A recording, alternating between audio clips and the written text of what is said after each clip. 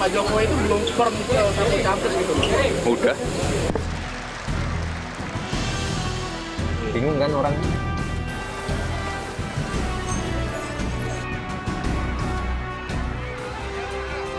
Sangat bagus, sangat bagus. Ya saya, ada Pak Ganjar, ada Pak Prabowo, sudah.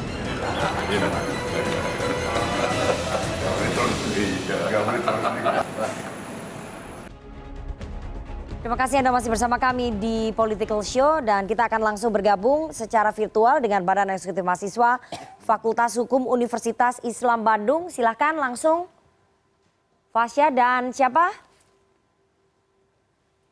Imam April langsung, yuk. Ya, terima kasih Mbak Nana atas kesempatannya. Selamat malam, Selamat malam. Bang Adian, Ya, Bang langsung. Noel, dan Bang Effendi. Sangat seru sekali ya dinamika perpolitikan pada hari ini. Tadi bicara mengendorse begitu. Langsung saja saya ke pertanyaannya begitu.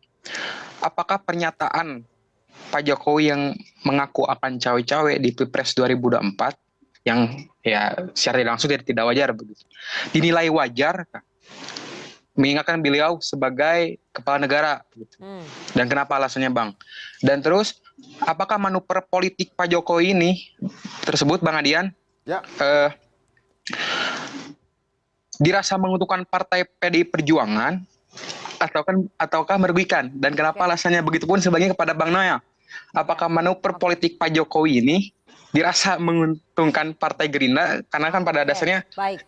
Pak Prabowo sering mengendorse begitu. Baik. Begitupun ya apa merugikan. Sekian, terima kasih Bang. Terima kasih. Pertanyaan bagus sekali ya. Saya mau langsung ke istana Mas Joko. Yes. Apakah wajar bahwa Pak Jokowi ini sebagai kepala negara, sebagai kepala pemerintahan kemudian menunjukkan tadi kode-kode dukungannya terhadap salah satu capres?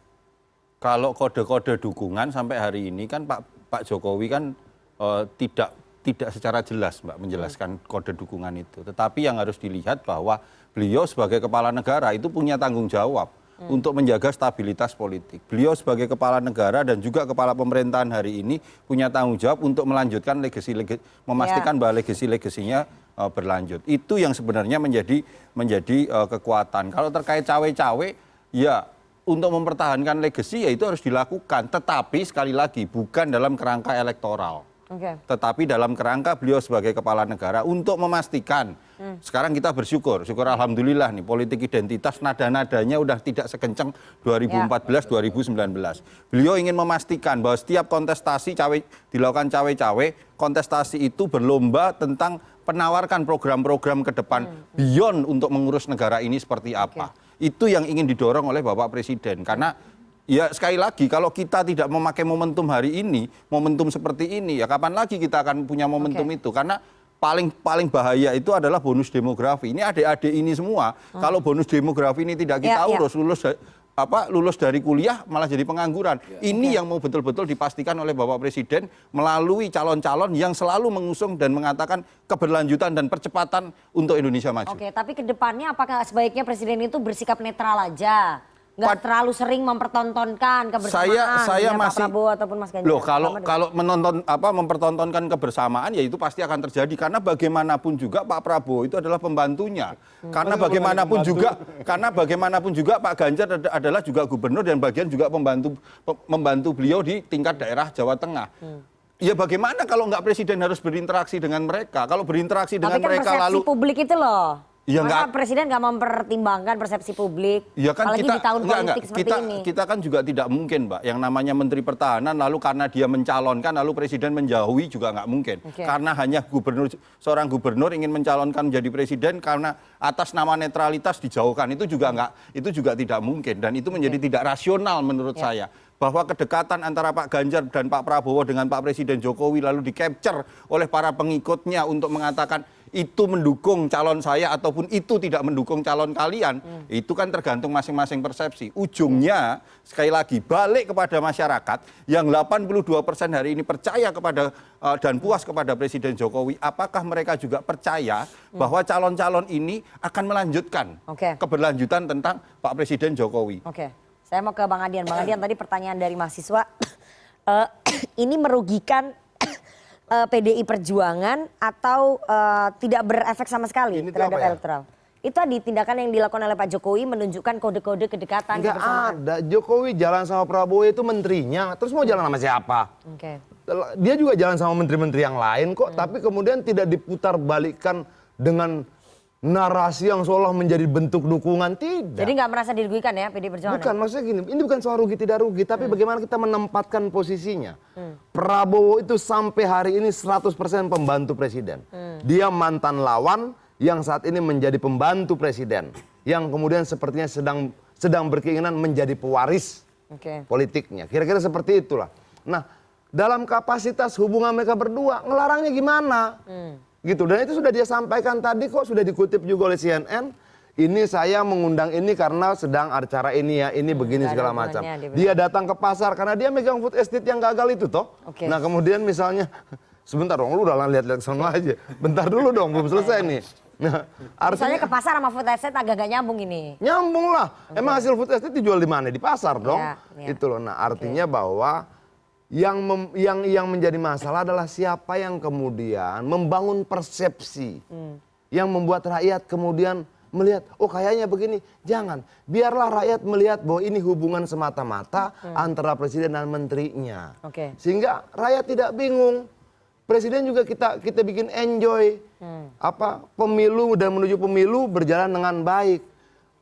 Datang sebentar Presiden sama Prabowo, wah ini menunjukkan kode-kode. Nah, ini jangan. Oke, tapi Anda yakin ya bahwa PD Perjuangan yakin bahwa Pak Jokowi tidak akan mengkhianati pilihan ibu Jokowi punya ibu kandung namanya PDI Perjuangan yang memperjuangkan dia menjadi 2 kali wali kota, 1 kali gubernur, 2 kali presiden, memperjuangkan anaknya, memperjuangkan menantunya. Apakah itu bisa kemudian tidak menjadi pertimbangan Jokowi? Jadi tidak akan mengkhianati menurut Kalau Anda akan berkhianat setelah diperlakukan seperti itu luar biasanya? Saya mau tanya nih. Tidak bisa dong. Itu keistimewaan yang tidak didapatkan oleh banyak orang di Republik ini. Diberikan pada Jokowi kok. Jelas dengan rangkaian cerita itu saya percaya Jokowi setia, tegak, lurus, dan setia hingga akhir dalam keyakinan. Mbak Nana, kode-kode untuk membangun persepsi menurut saya itu adalah sesuatu yang wajar. Itu bukan sesuatu yang haram gitu loh, Mbak. Bukan soal haram, kasihan rakyat. Loh, tidak membangun persepsi Kasihan itu kan Jokowi. nggak ada masalah karena bagaimanapun membangun persepsi itu adalah kecerdasan kinetik dan kecerdasan bagaimana menarik suara masyarakat gitu loh. Betul, tapi kasihan rakyat, kasihan Jokowi. Seperti yang lu bilang tadi, Jokowi jadi tidak lincah. Dia jalan ke sana, tiba-tiba muncul ini kode-kodenya. Orang nyupirin mobilnya Jokowi, orang tidak lihat bahwa itu adalah bagian dari jangan-jangan penugasan. Presiden Jokowi menikmati. Bagian dari penugasan sebagai pembantu presiden, tapi ini artinya nanti negara ini akan disupiri. Apa-apaan sih gitu loh. Kasihan rakyat. Bahwa itu cerdas mengelola narasi itu sehingga menjadi kebingungan buat rakyat. Betul kecerdasan, tapi tidak baik buat rakyat. Saya menikmati loh gayanya Adian menjelaskan ini. Saya menikmati betul ini. Gerindra toh. Singkat saja Bang. Ini berarti Gerindra, Pak Prabowo mendapatkan keuntungan ya dengan persepsi yang berhasil terbangun tadi, kedekatan momen kebersamaan dengan Pak Jokowi. Singkat saja nih. Soal keuntungan itu menurut saya logis lah ya, bonus dari sebuah tindakan Pak Prabowo yang sampai detik ini punya konsistensi. Pertama itu, kedua saya ingin mengklarifikasi soal Pak Prabowo sebagai pembantu. Pak Prabowo itu tidak pernah menginginkan namanya menjadi Menteri Pertahanan. Beliau diminta oleh Pak Jokowi. Pertama itu, kedua soal dukungan ketika Pak Jokowi jadi wali kota dan gubernur, kontribusi Partai Gerindra dan Prabowo juga besar. Jadi artinya apa? Kalau merujuk apa yang disampaikan Adian, apakah dia ingin mengkhianati ibu kandung yang pernah melahirkan dia? Nah, Pak Prabowo itu bapak kandungnya Pak Jokowi juga. Kalau merujuk itu, karena Pak Prabowo punya kontribusi besar saat Pak Jokowi maju sebagai Gubernur DKI Jakarta selain tahun gubernur 2019. wali kota Solo. Wali kota Solo dan Gubernur DKI. Oke, nggak apa-apa dia bilang ibu kandung, saya bilang Pak Prabowo bapak kandung dari Pak Jokowi. Oke, jadi tidak akan mengkhianati. Ini kan antara anak. Bukan, artinya dia menempatkan. Jadi tidak mungkin ada yang mau dihianati. Jadi sekarang dia anggap Jokowi itu kader Gerindra gitu loh. Nah, bukan ada soal kader ya. PDI Perjuangan menjadi ibu kandung karena Jokowi kader PDI Perjuangan. Kalau lu bilang ada Gerindra bapak kandung, berarti Jokowi kader Gerindra gitu. Ya nggak begitu, kalau analogimu seperti Gimana? tadi. Dasarnya persoalan pertimbangan bagaimana. Ya, ini kita udah habis nih. Dari wali kota. Ya. Gubernur. Oke, singkat saja Bang Ege. Gitu. Sampai ujung nanti kira-kira Pak Jokowi akan berlabuh atau ya tetap begini aja nih, berdansa, menikmati. Paling singkat, Mam, kalau masih ada, saya sama dengan Anda. Perasaannya sama nih. Tapi nanti dijembatani pada 5 September. Kan Oke. itu Pak Ganjar sudah mulai Udah nggak jadi deklarasi gubernur, cuti ya. Mudah-mudahan lebih banyak jalan Oke, ya. untuk membuktikan tadi ya, masih ada kesempatan buat jalan untuk hal-hal yang Ya. stunting atau Oke. ya, kepedulian terhadap rakyat dan lain-lain. Nah, satu lagi, berlabuh kemana? Per 31 Juli, kan gitu. Jika jika pemilu dilaksanakan hari ini, siapa yang Anda pilih? Per 31 Juli, saya masih menduga Pak Jokowi ke arah seperti yang saya duga. Oke. Tapi kalau ditanya siapa, tanya Gibran. Tetap. Oke. Begitu ya, Mam? Tapi sampai nanti di ujung, apakah akan berlabuh? Enggak, atau 28 November penting. Karena Iya. itu dimulai kampanye resmi. Itu baru kita Apakah akan tahu ya, netral apakah akan netral atau akan berkampanye ikut? untuk Nah, lalu Mas 14 Ganjar? Februari baru kita ketahui metodologi fenomenologi ini yang dibohongi Oke. atau teman-teman Ya. di sebelah sana. Oke, Ini itu nanti waktu yang akan ujungnya menjawab ya Bang Ege ya. Waktu will tell siapa Oke, yang time will membohongi tell. dan siapa yang dibohongi. Oke, kita harus jeda. Habis ini kita akan dengarkan sentilan dari teman-teman Komisi.co. Jangan kemana-mana, tetap bersama kami di Political Show.